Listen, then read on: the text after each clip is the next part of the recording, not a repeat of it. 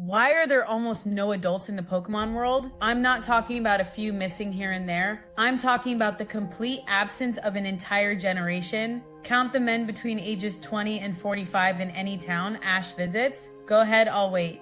You'll find maybe one or two if you're lucky, and usually they're gym leaders or scientists who seem exempt from whatever happened to everyone else. There's a war that nobody talks about, a conflict so devastating that it reshaped Kanto entirely, killed most of a generation, and left behind a society of children, elderly people, and the few survivors who built the Pokemon League system we know today. And the evidence for this war isn't hidden in obscure media, it's right there in the anime, in the games, waiting for someone to actually pay attention. I'm about to show you 5 pieces of evidence that prove this war happened. But more importantly, I'm going to show you what this war was fought with, who survived it, and why the entire Pokemon world we know exists, specifically because people are trying to make sure it never happens again. And once you see it, you'll never look at Pokemon centers the same way. You'll never see gym battles as just sport, and you'll understand why 10-year-old kids are sent out into the world with creatures capable of burning down forests and splitting the earth. Let's start with the most direct evidence, the one time the anime explicitly confirms that a war happened. Lot Surge, the gym leader of Vermilion City, tells a story about how his electric Pokemon saved his life during the war. Not a battle, not a conflict, not a difficult time. The war. Definite article. Like everyone knows which war he's talking about even though it's never been explained. And here's what's chilling about that line. Lot Surge says it casually, like it's common knowledge. He doesn't need to explain which war or when it happened or what it was about. He just assumes everyone knows, because everyone who lived through it remembers and everyone who didn't has been told. But the anime never follows up on this. Lot Surge mentions the war, and then the episode moves on like he didn't just drop a massive piece of world-building lore. No one asks him about it. Ash doesn't say, wait, what war? The subject gets changed and we never hear about it again in the main anime. That's suspicious. That's the kind of thing you do when you've accidentally mentioned something that's supposed to stay buried. Like Lut Thet, Surge wasn't supposed to reference the war directly, but the line made it through somehow and now it's canon that a war happened, but we're all just gonna pretend he never said it. But once you know to look for evidence of this war, you start seeing it everywhere.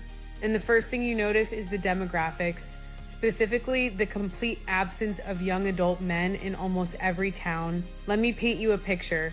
Ash arrives in a new town, and who does he meet? Kids his age or younger.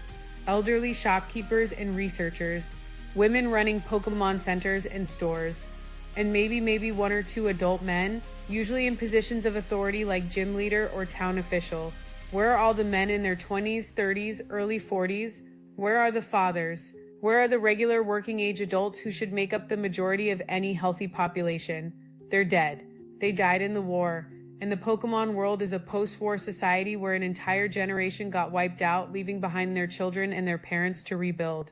Think about Ash's own situation. Where's his father? On a journey, supposedly, but we never see him or hear from him. Professor Oak seems to fill that father figure role instead.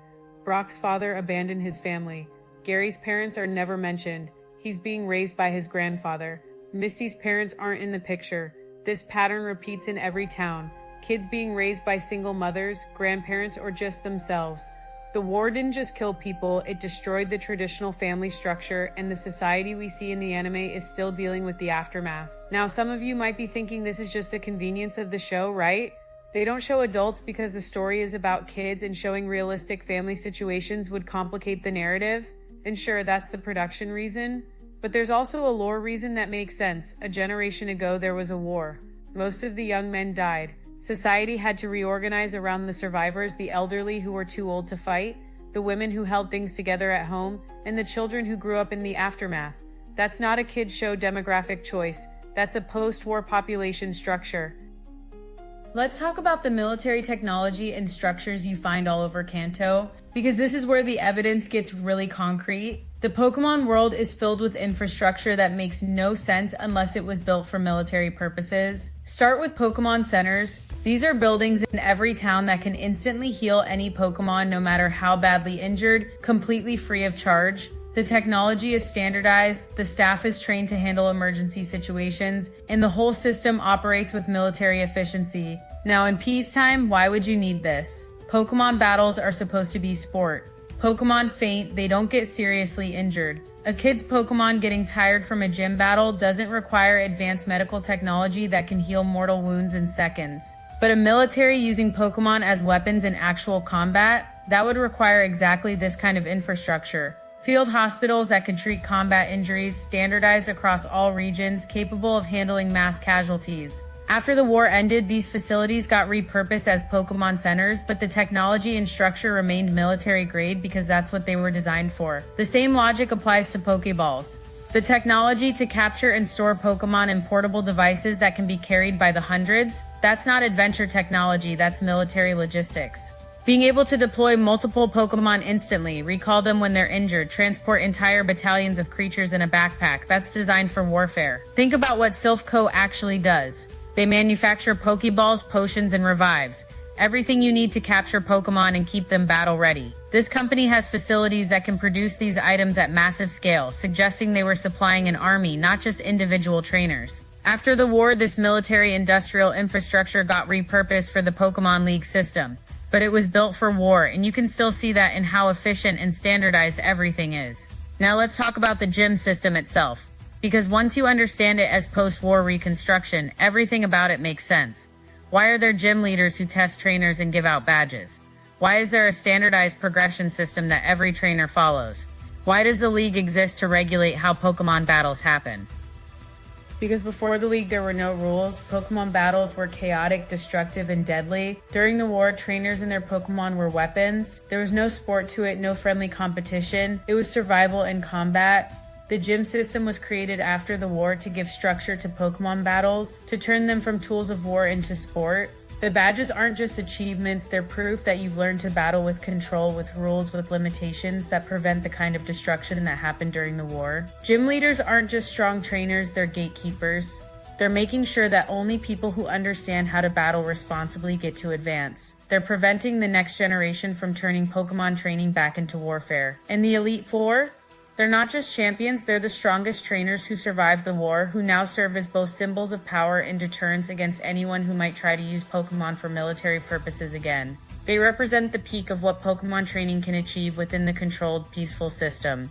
The entire league structure is designed to prevent another war. It takes the energy and ambition that drove people to train Pokemon for combat and channels it into competition instead. It gives young trainers a path to pursue strength without turning that strength into violence. Here's where the theory gets really dark. What was this war actually fought over and who was fighting it? There are hints throughout the games and anime that suggest multiple regions were involved. Turd Surge is from a different region originally, suggesting international conflict. The presence of military technology across different areas implies widespread combat. The demographic damage is too extensive to be from a small, localized conflict. This was a massive regional war, possibly involving Kanto, Johto, and other regions we know. And based on the technology we see and the way people talk about it, Pokemon were the primary weapons. Not armies with guns, not traditional military forces, trainers with Pokemon using creatures capable of controlling fire, electricity, water, and earth as instruments of destruction. Imagine Charizard not as Ash's friend, but as a weapon that could burn entire cities. Imagine Blastoise not helping people but flooding towns to destroy infrastructure. The war wasn't fought with bullets and bombs, it was fought with creatures that could reshape the landscape and kill thousands.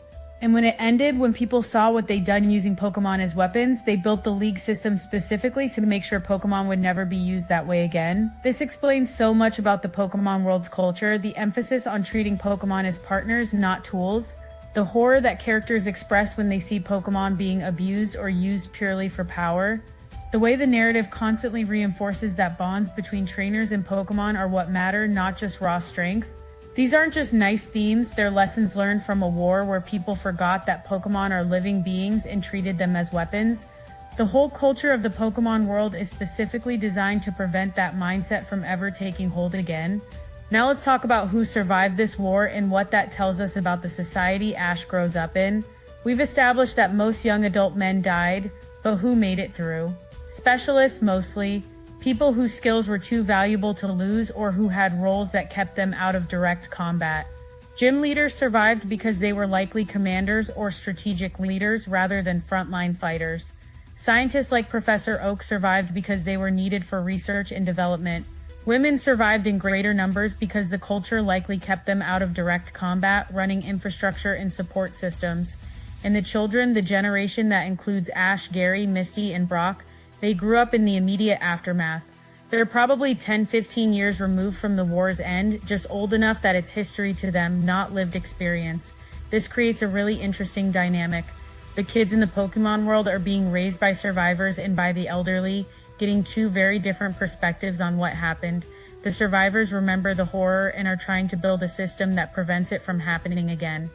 The elderly remember the world before the war and want to return to that peace. And the kids themselves? They're being sent on Pokemon journeys at age 10 specifically because the society needs them to learn Pokemon training the right way. Not as weapons, but as partners. Not for war, but for sport and exploration. The Pokemon journey isn't just about personal growth, it's about cultural rehabilitation. It's about taking a generation that never experienced the war and teaching them to interact with Pokemon in ways that will prevent the next one. Here's something that supports this. Notice how much emphasis the anime places on Ash learning that Pokemon aren't just tools. Every major villain he faces represents the wrong way to view Pokemon, as property, as weapons, as means to power. And every time Ash has to reinforce the lesson that Pokemon are partners and friends. This repetition isn't bad writing, it's cultural programming. The society is desperately trying to make sure the next generation doesn't repeat the mistakes that led to the war. Think about Team Rocket in this context. Giovanni is trying to use Pokemon for power and control, trying to build an organization that treats Pokemon as resources to be exploited. This isn't just villainy, it's the exact mindset that caused the war. And the Pokemon League's response? Send trainers like Ash to stop them. Use the new generation, the ones who learn to bond with Pokemon properly, to prevent the old mindset from taking hold again. It's not just about stopping Team Rocket's individual plans. It's about proving that the post-war system works, that trainers can be strong without being destructive. Now let's talk about the technology that survived the war, because this is where things get really interesting. Pokeballs, as I mentioned, are clearly military technology, but think about how they work. They convert Pokemon into energy and store them. That's not just convenient for trainers, that's essential for moving large numbers of Pokemon quickly, for deploying them in combat, for managing an army of creatures with different abilities. The fact that this technology is now available to 10-year-old kids isn't because it's safe or appropriate, it's because the society made a choice to democratize the tools of war. Instead of keeping Pokeballs restricted to military use, they made them available to everyone, specifically to prevent any one group from having a monopoly on Pokemon training. It's the same logic behind the Second Amendment in the United States, actually. Make sure everyone has access to the tools of power so no single entity can dominate. Except instead of guns, it's the ability to capture and train Pokemon. Potions and Revives tell a similar story. These are medical technologies designed to keep Pokemon combat ready even after serious injuries. No peacetime society needs medicine that can revive a knocked out creature instantly or heal wounds in seconds. But a military using Pokemon in prolonged combat, that would be essential. After the war, these items became commercial products sold in stores to any trainer with money. The military medical complex got repurposed into consumer goods, but the technology remained militarized. Even the Pokedex, Ash's constant companion, is suspicious when you think about it. A device that catalogs Pokemon abilities, weaknesses, and combat potential.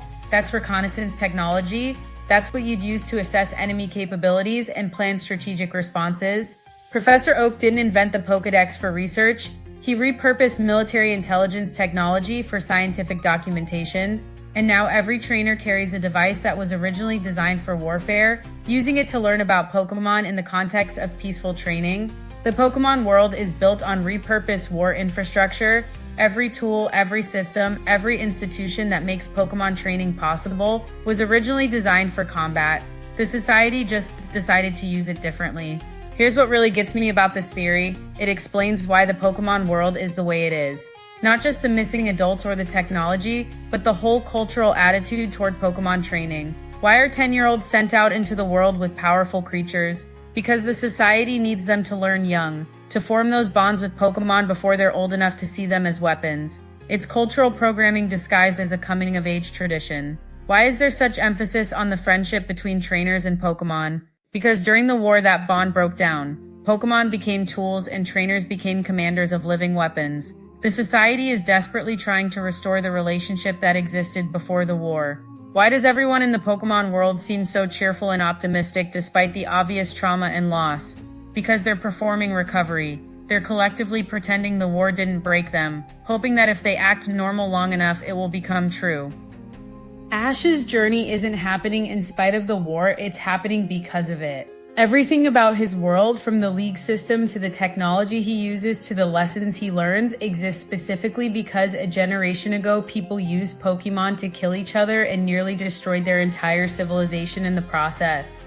The Pokemon journey isn't about adventure, it's about rebuilding. It's about taking the tools and creatures that were used for destruction and learning to use them for growth, exploration, and connection instead. Every gym battle Ash wins is proof that Pokemon battles can be sport instead of war. Every Pokemon he befriends is proof that the bond between humans and Pokemon can be restored. Every time he defeats a villain who treats Pokemon as weapons, he's proving that the post-war system works.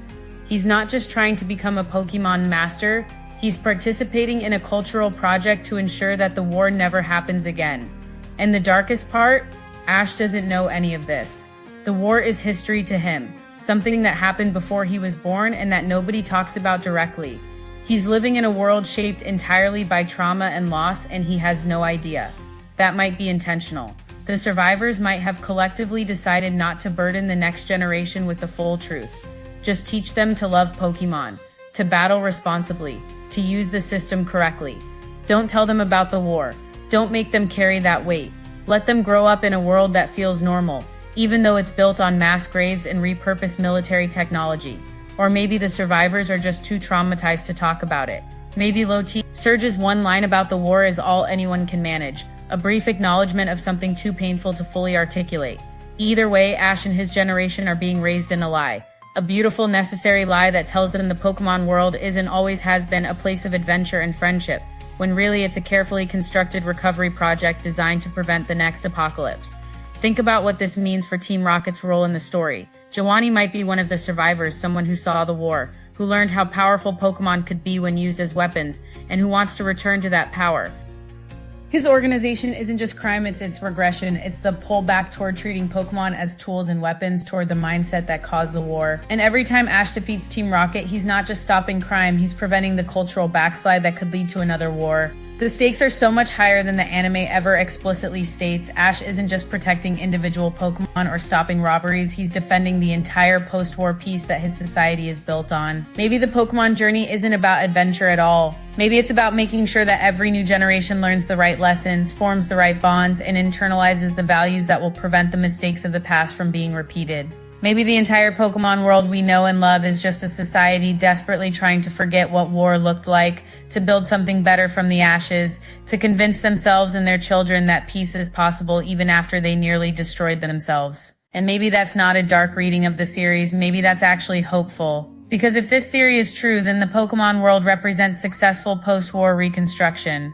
It shows that societies can heal from devastating trauma, that cultures can reorganize around better values, that the tools of war can be repurposed for peace. Ash's journey is proof that it worked, that a generation can grow up without knowing war, can see Pokemon as friends instead of weapons, can build a world where strength is used for growth instead of destruction. That's not a dark story, that's a story about hope, about recovery, about choosing to be better than your worst moments. Do you think the war theory changes how you see the Pokemon world, or does it just add context to what was already there? Let me know in the comments, because I'm genuinely curious whether this reading makes the series darker or actually more meaningful. We'll stick around for the best Pokemon channel that exists, I guess. I mean, probably anyways.